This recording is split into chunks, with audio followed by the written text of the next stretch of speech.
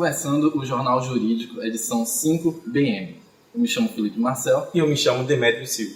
E abordaremos aqui um assunto que versa sobre uma prática corriqueira na sociedade e que, a depender do preenchimento de alguns requisitos, irá ou não impactar na esfera jurídico-penal. Hoje você vai entender um pouco mais sobre o princípio da insignificância nos crimes patrimoniais. Este princípio, que teve seu início sob a regência da máxima "o juiz não contempla os crimes de bagatela", é um instituto que não tem previsão legal, sendo originado pela doutrina e contemplado pela jurisprudência. Após o ministro Celso de Mello, no seu HC 84.412 de São Paulo, estabelecer 5 requisitos para análise nos casos concretos, que são eles: a mínima ofensividade da conduta do agente, a ausência de periculosidade social da ação, a escassa reprovabilidade de conduta praticada e a inexpressividade da lesão ao bem jurídico. Coletamos depoimentos de pessoas variadas, tais como cidadãos comuns, policiais, juízes e promotores, a fim de que possamos compreender melhor do que se trata o princípio da insignificância nos crimes patrimoniais, sobretudo no furto, onde há uma maior aplicação desse instituto. Vai, feio. Ergue aí, quero ver o que o senhor tem dentro. Ergue aí, o que o senhor tem dentro. Aqui, amigão. Isso aqui. Ontem o senhor levou. Aqui, ó. Tá bom, então. Isso aqui. Tá bom, o senhor vai pagar. Eu quero o dinheiro para pagar que o senhor levou ontem. Cadê? Cadê? Eu quero mais dinheiro. Eu quero que você me pague. Chama a polícia. Chama lá. Pede pro Matheus chamar a polícia. Não. Chama a polícia. Eu quero que você me pague o que você roubou ontem. Eu pago a senhora daí, então. Cadê o dinheiro? Cadê o dinheiro? Vagabundo, você me manda daqui. Suma, nunca mais me apareça aqui. Márcia, o que você assim, acha da sua concepção do seria? Eu acho completamente desumano e desonroso também, né? Porque a pessoa trabalha, a pessoa se esforça para ter os seus bens e de repente você, em um vacilo, em uma distração, você acaba deixando uma brecha para acontecer ou até mesmo ocorrer uma situação. Então é muito complicado você deixar e não sentir falta daquilo que foi tirado de você sem a sua autorização. Mas para o indivíduo que comete esse ato, eu acredito que ele deva ser punido. Ele tem que ser punido. Hoje a gente está com a honra de ter um oficial da Polícia Militar com a gente que vai responder nossas dúvidas sobre o princípio da insignificância e a vivência do policial militar, na vivência do policial militar. Ismael, prazer, muito obrigado, velho. Me tira a dúvida, você, na sua vivência como policial militar, no seu tempo de carreira, você já se deparou com esse princípio da insignificância? Sim. Como são 10 anos, né? São 10 anos já de carreira. Todos eles trabalharam embarcados em viaturas, todos eles trabalharam na cidade de Salvador. E aqui a gente tem a chance de se deparar com vários tipos de ocorrência, né? E algumas ocorrências que caberiam sim a aplicação do princípio da insignificância, observado pela guarnição policial militar, mas é um princípio que não cabe a nós, policiais, ali aplicar, né? Cabe a nós, a gente fazer a parte da prisão, da condução, mas a gente observa assim o princípio da insignificância poderia ser aplicado em algumas situações.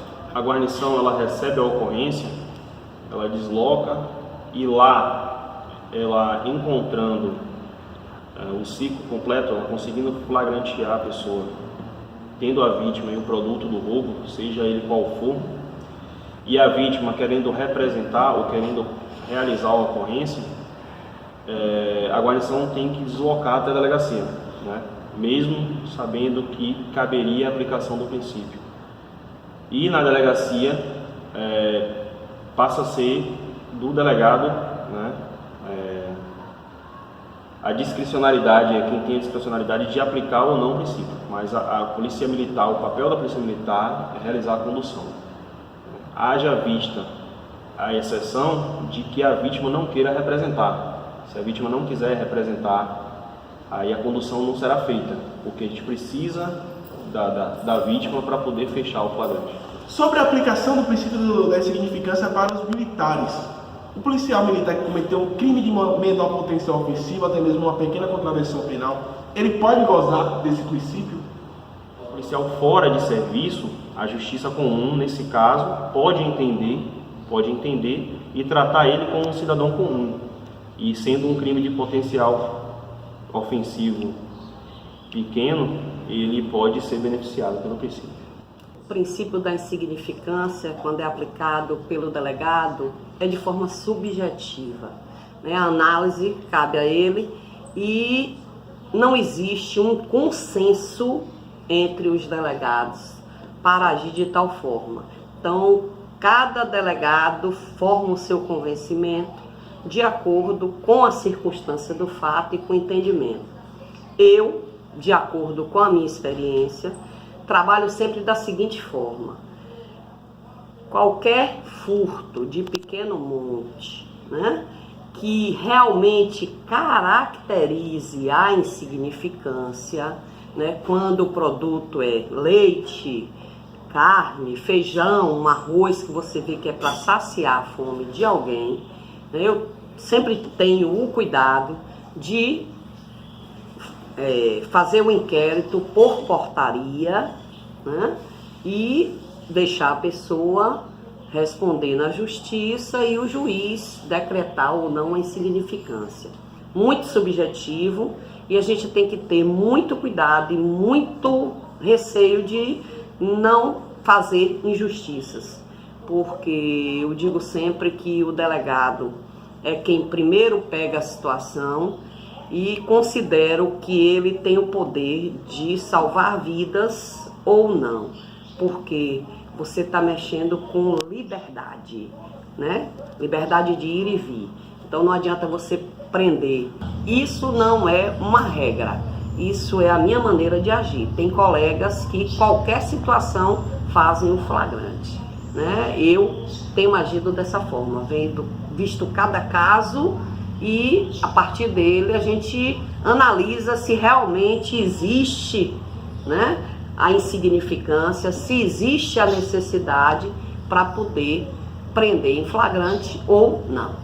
Com esta breve síntese, embora seja um assunto que gere controvérsia entre os cidadãos comuns, na esfera jurídico-penal, este princípio auxilia no bom funcionamento da máquina judiciária, vez que utiliza o direito penal apenas como última instância, de modo também a promover benefícios ao acusado.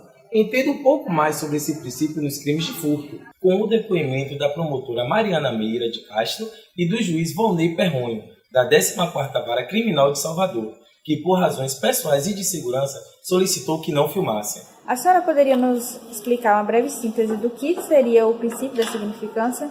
Bom, o princípio da significância é um princípio aceito aqui no Brasil por parte da doutrina, né, e também aceito na jurisprudência, nos tribunais superiores, inclusive, um princípio supralegal que indica a intervenção mínima no direito penal e fundamenta alguns arquivamentos e algumas absolvições em determinados crimes.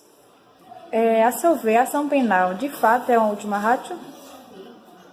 Para mim, com certeza, né? O direito penal ele só pode ser invocado para aquelas condutas consideradas antijurídicas mais graves, porque a consequência jurídica, né, de um processo criminal é a consequência mais grave que tem. Então, deve ser reservado realmente para aquelas condutas que não encontrem outro tipo de resposta em outra esfera do direito. E você não acha que esse princípio estaria beneficiando a gente? Com certeza, né? O princípio, pelo princípio, né?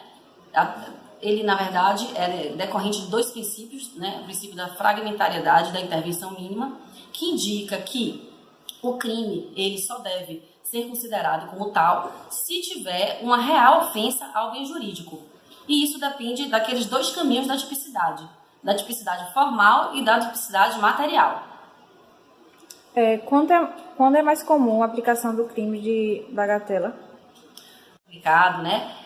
Na jurisprudência, nos crimes patrimoniais, né? Principalmente, especialmente naqueles crimes que não têm grave violência ou ameaça à pessoa. Nesse tipo de crime, esse princípio é afastado, né? Porque o bem jurídico seria patrimonial, nunca pode ser irrelevante se ofendeu fisicamente a pessoa, né? E aí isso implica em outras situações.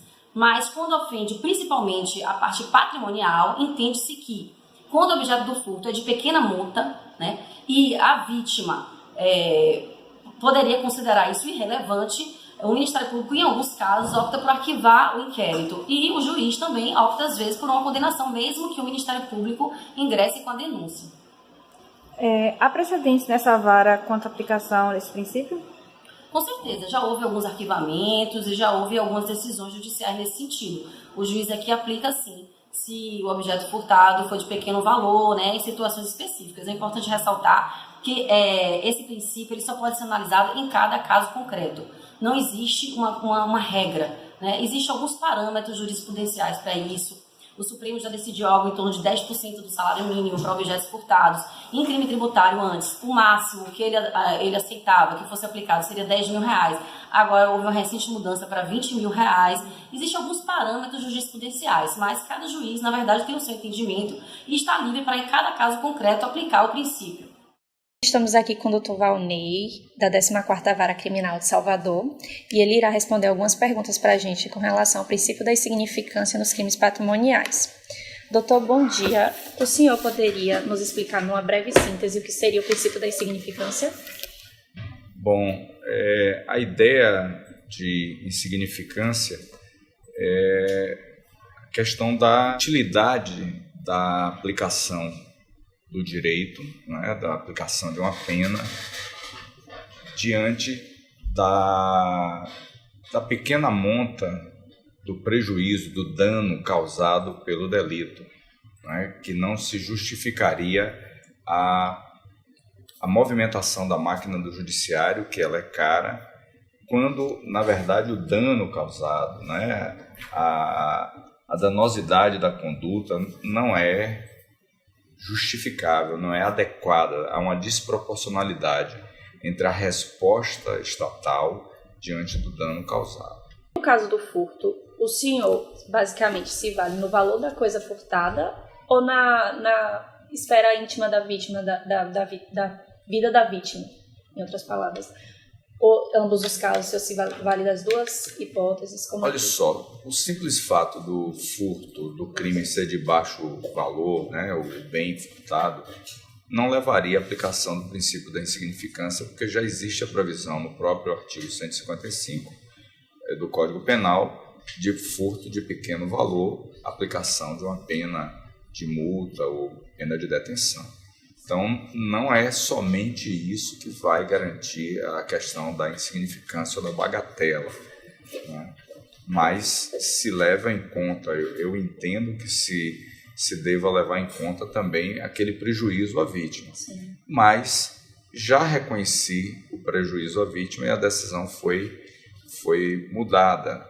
Eu me lembro que eu decidi uma vez sobre uns bens, até o Ministério Público não ofereceu a denúncia, pediu arquivamento do inquérito, dizendo que tinham sido furtados numa obra, uma tampa de vaso sanitário, um espelho, mas era uma obra muito simples de uma pessoa que estava fazendo a obra com muita dificuldade.